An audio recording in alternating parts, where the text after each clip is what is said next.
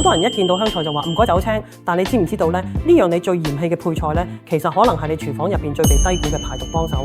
點解咁講呢？因為佢唔止係調味咁簡單，我哋日常嘅飲用水、食物都有可能將重金屬帶入身體，而我哋根本唔會留意咯。尤其係中老年人呢，係代謝慢咗，重金屬咧累積落嚟，咁慢慢咧影響肝臟啦、腎臟啦，甚至影響記性同埋精神啦。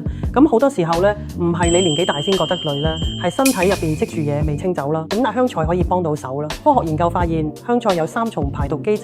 第一，佢入邊有檸檬烯同芳樟醇呢類天然螯合劑，可以同重金屬結合，變成水溶性嘅物質，跟住尿液同糞便排出體外。第二，佢可以刺激身體生成金屬硫蛋白，呢種蛋白係身體自帶嘅解毒工具，專門對付重金屬。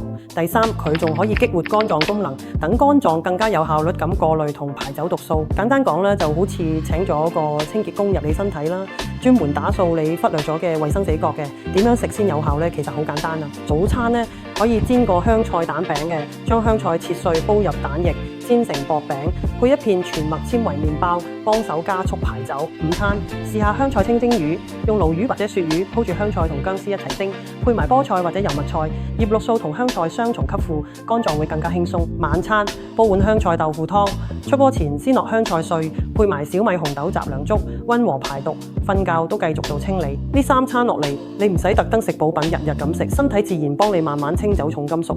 健康唔使花大錢，最緊要係日日都做啱。由今日開始唔好再叫走青，試下將香菜變主角，你哋肝同腎會超多謝你。